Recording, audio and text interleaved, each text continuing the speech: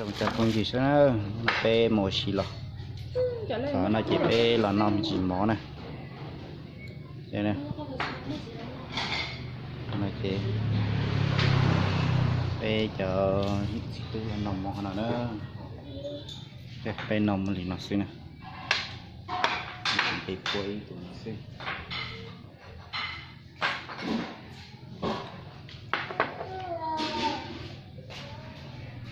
con là đánh cái nào bao chờ đi trồng không gì sẽ đời nó là bé nó sù nữa bé nó sù bé nó thật nhất là chỉ nó mua thì nó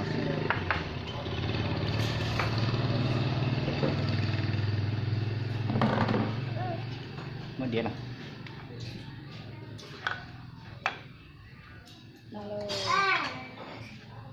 ca có nó món đâu phải nó phải tay món mà món đâu nó được cái gì nó mà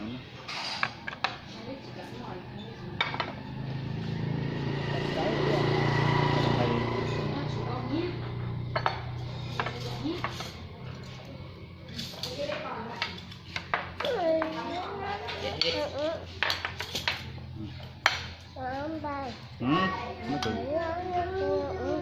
nó thầy có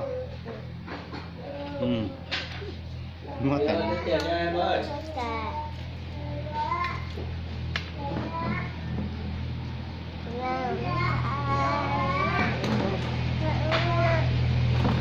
thầy đó mà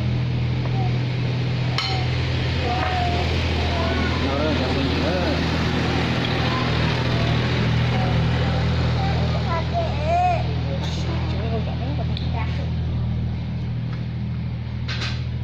nhiều các bạn mất công mình đi về.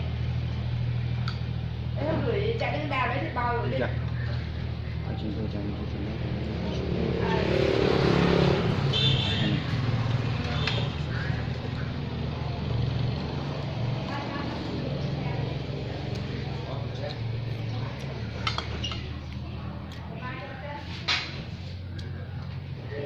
con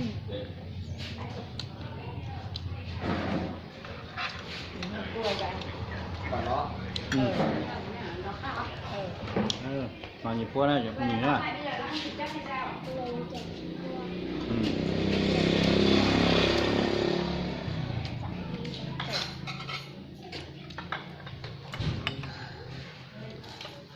cái này một chế chứ à lò cái này một chế chứ lò bên này tại đây là cá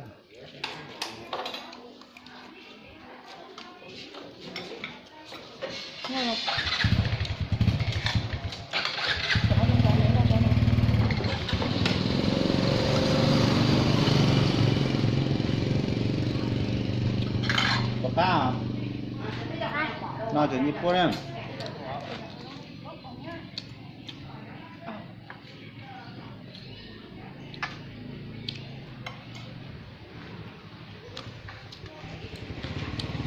có không?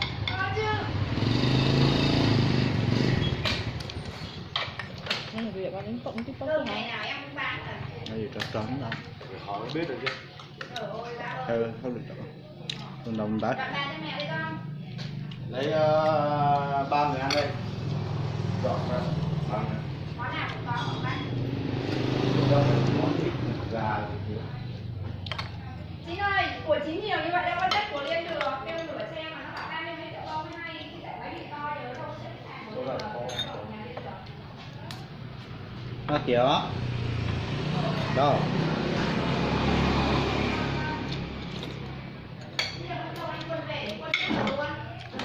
hay là giờ chín đi chuyến này. Vậy thì điện cho Linh đi. Giờ chín điện cho Linh đi, giờ lỡ rồi lần quân về thì chắc mẹ chưa tại sao? Hoài ơi, lấy canh lấy cơm con. không có gà kho hả? Hai con tàu phộng ra không nữa cho nên những bây giờ tao muốn ăn được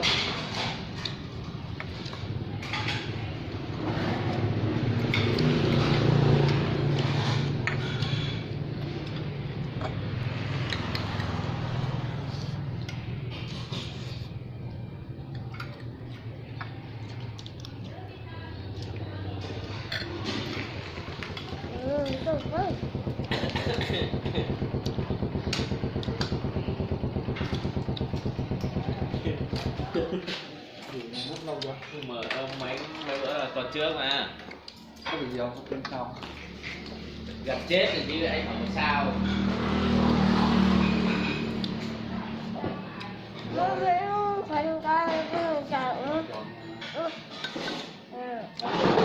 Nó mò quá. Chơi rồi, chơi rồi. Bên dưới này Đầu quân này, cá này, có trứng. Nằm bó. Biết con người nó nói anh chị nè. Quyền á. 4 người. Đối diện đồng quyền. 4 người là 4 người á. Đó nó chỉ tại cái món này là làm cái sách đó.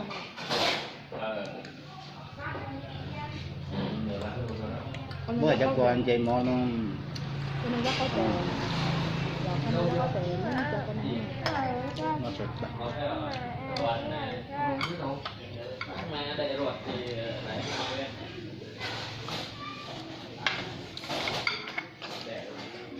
Cũng như là nó Hai da. ừ. Đúng nhỉ. Chết não này gì? Bóp trọ. Nó có lúc có Nó rõ bị cái tay gì. Ở nhà là hả? Ổn rồi gì?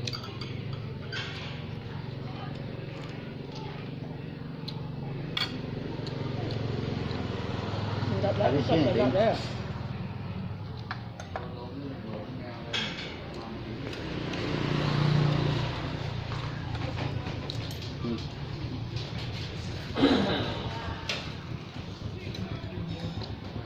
Có thêm 2 người ăn được thôi, coi chị ơi. Làm 6 người.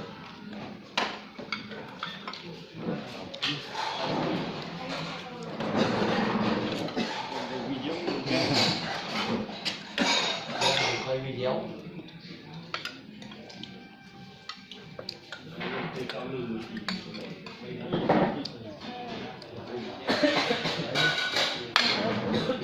Rồi đẹp không hả? Ủa được không? Nhưng thì sáng mấy cần phải ăn Tôi tưởng trao đổi với công an nó đặt cơm bên kia chứ. rồi mình phải gặp cỡ mình ăn.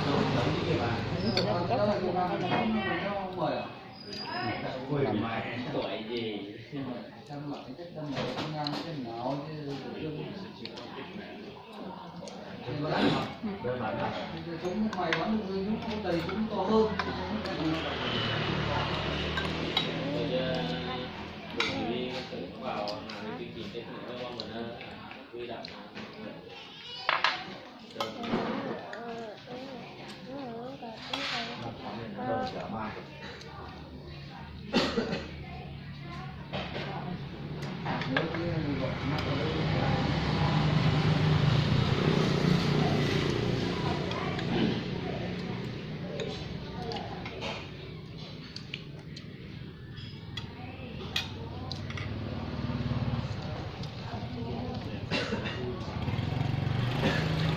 Tay lốt rồi nè. phải phải đúng rồi.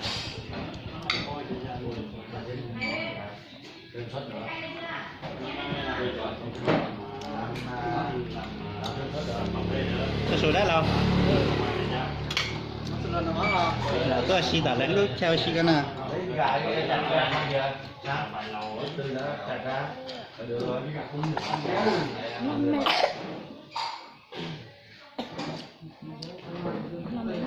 Món nén. Ổng như món nói. Mời công an đặt hàng xong rồi thôi trả cho luôn.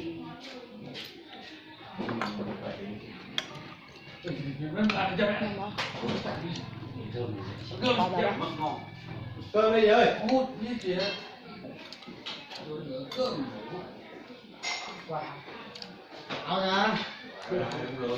Áo nha, nó chết rồi, áo này quạt mà áo ấm như hồi thì các cái phải đắp chăn nó bật quạt. Đâu mà thế. Qua đây ngồi đây. Không, áo đi. Áo được rồi.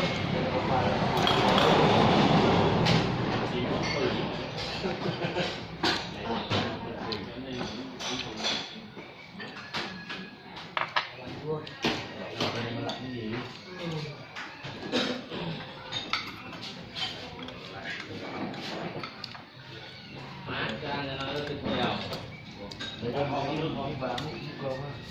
một chén nước các con.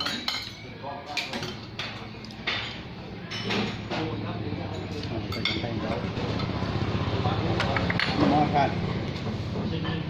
Làm gì xin ăn? Xin làm gì? ngon mà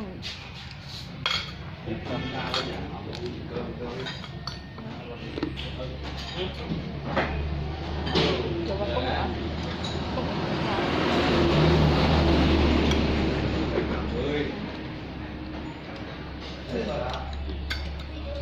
Anh cứ về đi. Em nói đã.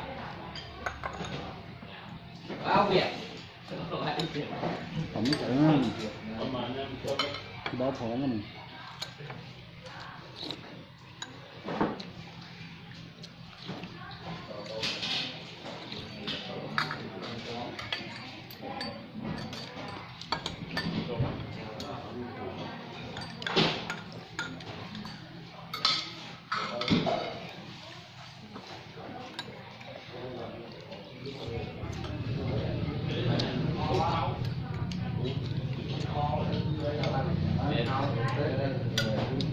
Anh tin không? Công an vừa chạy ngang mà nó đốt cho công an xem. Cái em những người cái này mình nhìn thấy là xem đang đốt pháo. Làm bươi nè.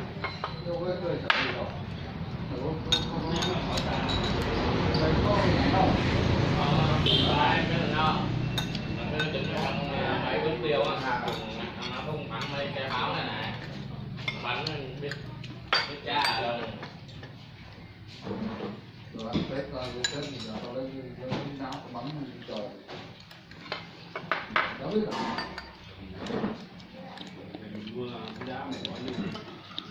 Thế thì mua mấy cục pháo hoa về chơi. Nói gì?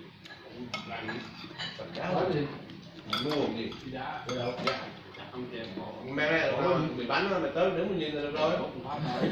Mua mình nổ sướng. Cái xe cũng vậy. Nói gì mà nó nổ. Nó chỉ có tầm đó nó. Cái thằng đang mang đất đèn á hả? Cái gió đây nó pháo là mang không sức hơn. Chọn mua. Nó mang về bên nó mang về thì cái pháo nổ thì mấy người dân thì có cướp luôn đem nó dừng ra đi cướp dừng ra đi nổ